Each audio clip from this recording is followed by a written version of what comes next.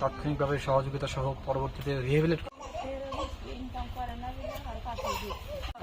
একটু সাহায্য করেন, আমরা আমাদের দিক থেকে সুবিধা আমরা প্রদান করব।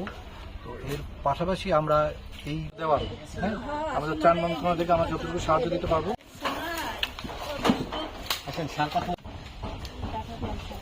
ভ্যান চালায় ছেলেকে তাৎক্ষণিকভাবে সহযোগিতা সহ পরবর্তীতে রিহেবিলিট সুবিধা আমরা প্রদান করব।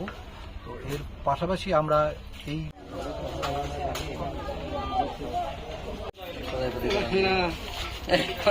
পড়ে যাওয়ার ঘরটা দেখতে পাচ্ছেন, সবকিছু পড়ে একেবারে শেষ। একটু সাহায্য করেন, আমরা আমাদের দিক থেকে দেওয়ার আমাদের ত্রাণ মন্ত্রণালয় থেকে আমরা যতটুকু সাহায্য দিতে পারবো।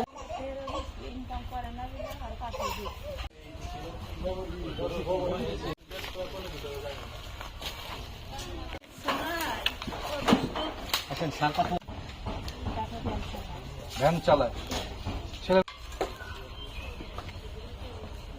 আমার কাছে মনে হয় আগুন তো এই দিকে পড়ছে বেশি। কি কর আগুন কোন ঘর থেকে আগে লাগছে?